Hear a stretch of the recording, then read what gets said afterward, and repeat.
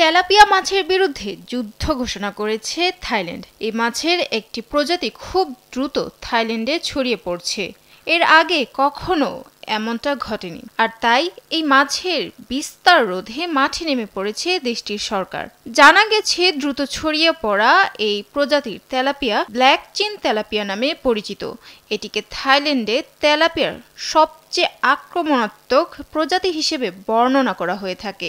বিশেষজ্ঞরা বলছেন মাছটি পরিবেশের জন্য অত্যন্ত ক্ষতিকর, আর তাই ইতিমধ্যে এটি নির্মূলের পদক্ষেপ নিচ্ছে থাইল্যান্ড।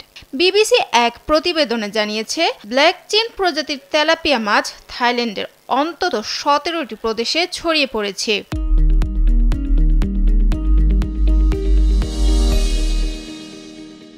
এ প্রজাতির মাছ কুচো, চিংড়ি, শামুক ও লার্ভা ছাড়াও অন্যান্য ছোট মাছ খেয়ে ফেলছে। এগুলো থাইল্যান্ডে গুরুত্বপূর্ণ জলজ সম্পদ হিসেবে বিবেচিত হয়ে থাকে।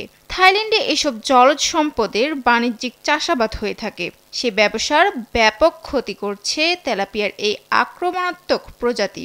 তবে ঠিক কিভাবে পরিবেশের জন্য ক্ষতিকর এই তেলাপিয়ার প্রজাতি এত দ্রুত ছড়িয়ে পড়ছে তার কারণ খুঁজে বের করতে তদন্তের নির্দেশ দিয়েছে থাই সরকার।